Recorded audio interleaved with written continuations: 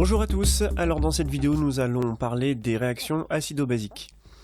Alors, pour parler des réactions acido-basiques, la caractéristique des réactions acido-basiques d'abord c'est l'acidité, la basicité des solutions, et cette basicité et cette acidité des solutions, on peut la mesurer avec un outil qu'on appelle le pH.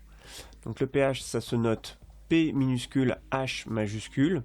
Alors, j'insiste bien sur cette notation, puisqu'en fait, c'est une abréviation, pH, ça veut dire potentiel hydrogène. Bon, je ne vais pas vous expliquer dans cette vidéo la signification exacte de ce truc-là, mais il faut bien mettre donc un H majuscule, puisque le H représente le symbole de l'atome d'hydrogène. Alors vous avez peut-être déjà vu dans les classes antérieures que les valeurs du pH sont comprises entre 0 et 14 et que en fonction de la valeur du pH on va pouvoir attribuer à une solution un caractère acide, basique ou neutre. Alors un petit rappel, je vous rappelle que les solutions acides, donc une solution est acide si son pH est compris entre 0 et 7. Une solution est basique si son pH est compris entre 7 et 14. Et enfin, on dira qu'une solution est neutre si son pH est égal à 7.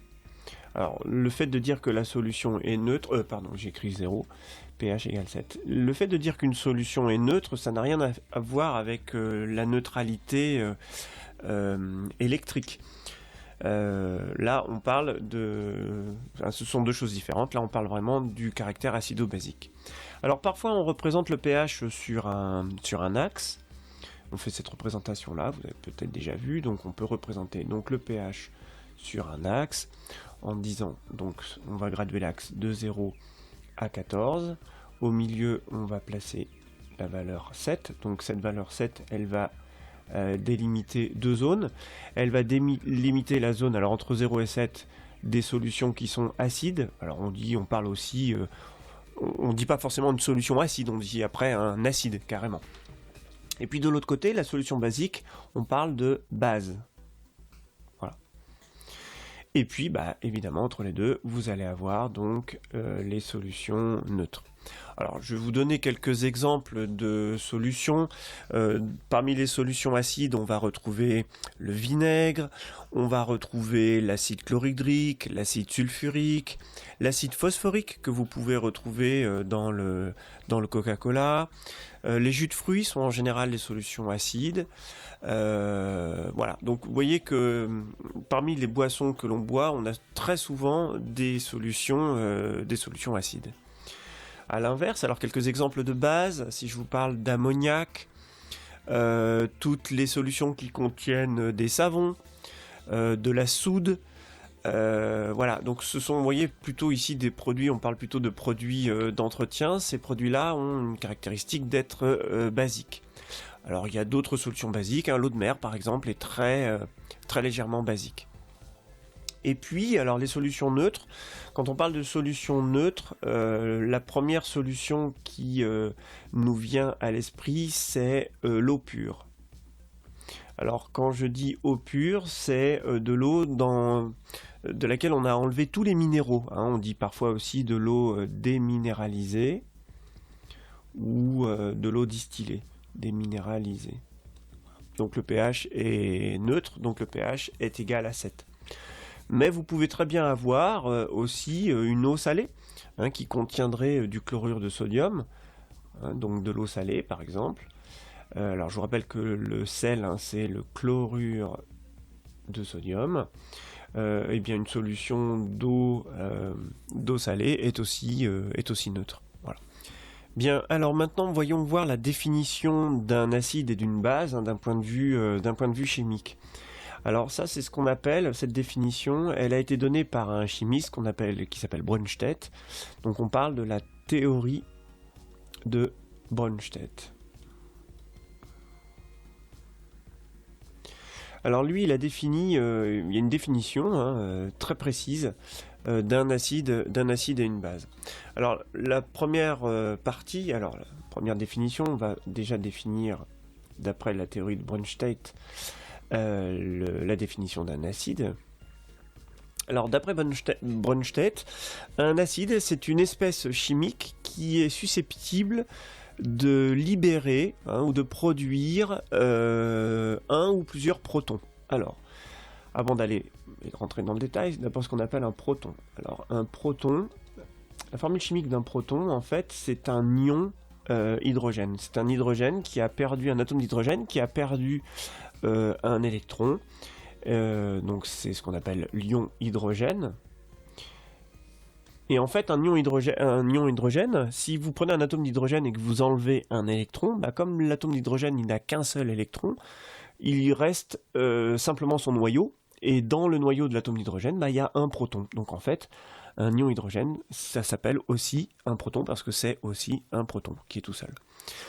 Alors, si je reviens à la définition, donc une espèce acide, c'est une espèce chimique. Alors, j'écris une formule générale.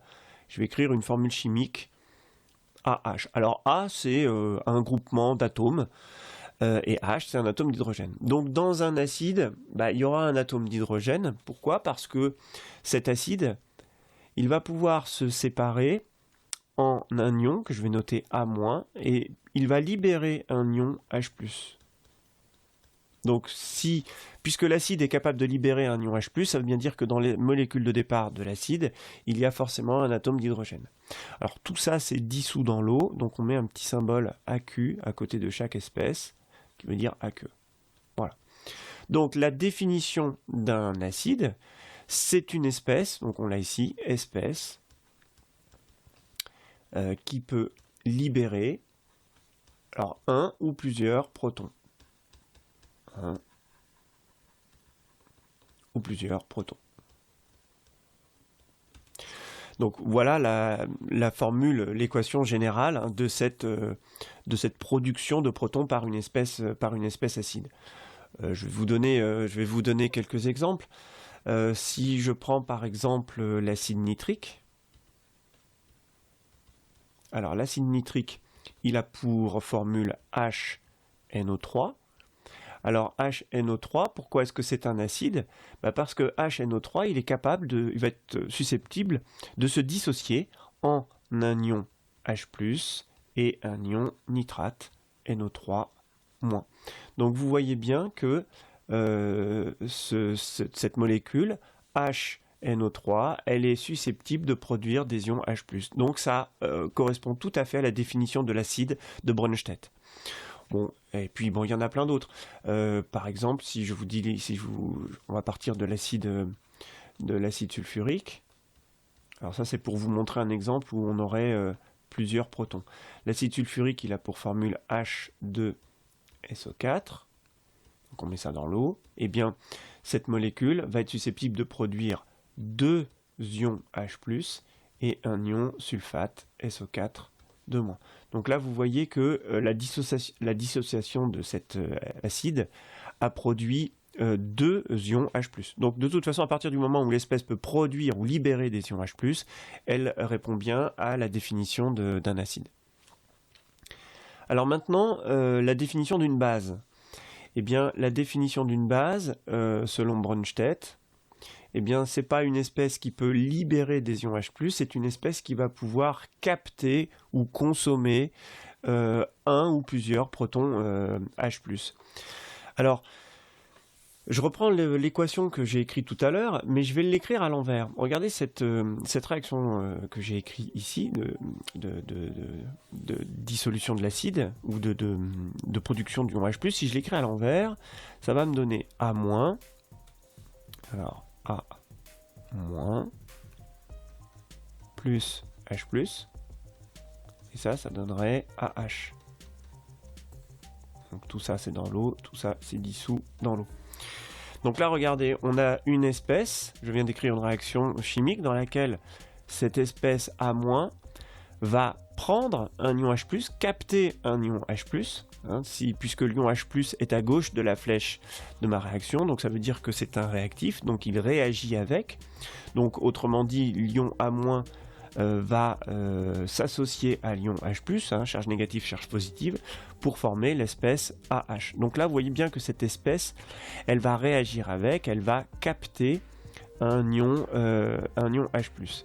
Et bien d'après Brønsted, une espèce qui est capable de capter un ion H+, répond à la définition d'une base. Donc la définition d'une base, c'est une espèce susceptible de capter un ou plusieurs ions, alors plusieurs protons, on va dire, plusieurs protons H+. Voilà. Et ça, donc, c'est donc une base. C'est la définition d'une base. Alors en fait, vous voyez que puisque cette réaction, je peux l'écrire dans les deux sens, bah, à chaque fois que je vais avoir trouvé un acide, en fait, je vais avoir trouvé une base. Parce que, regardez, si je reprends, je vais réécrire mes deux équations. Alors, je vais pas mettre les symboles AQ hein, pour pas trop surcharger. Donc, AH donne A- plus H+. Et je pourrais aussi écrire, si j'écris la réaction inverse, A- plus H+ donne AH. Donc vous voyez que là, on est dans le cas où AH correspond à la définition d'un acide, puisqu'il produit des ions H+, alors que A-, ici, joue le rôle d'une base, puisqu'il a capté des ions H+. Donc vous voyez que finalement AH et A-, AH va produire A-, mais A- peut produire AH. Vous voyez que ces deux espèces sont liées. Elles vont donc former ce qu'on appelle un couple. Et on appelle ça un couple acide-base. Alors acide-base parce que ce couple, on va toujours l'écrire de cette façon-là. On mettra l'acide avec un slash et ensuite on mettra la base. Autrement dit, le couple AH A- forme un couple acido-basique. Donc ça, c'est ce qu'on appelle un couple acido-basique ou couple acide-base. Alors, vous voyez que l'espèce AH va jouer le rôle d'acide et l'espèce A- va jouer le rôle de base. Alors, la question qu'on peut se poser, c'est quand est-ce que la réaction va avoir lieu dans un sens, quand est-ce que la réaction va avoir lieu dans l'autre. Et puis, la question, c'est ces H+, que j'ai produits, ils viennent quoi? Ou de l'autre côté, les ions H+, ou les protons H+, que je consomme de ce côté-là, ils viennent d'où? Et ça, en fait, vous allez voir que c'est la réponse, elle est dans le fait qu'une réaction acide-base, un acide, si vous voulez, ne peut pas être tout seul en solution. Un acide sera toujours en présence d'une base et une base en présence d'un acide. Je vous explique ça.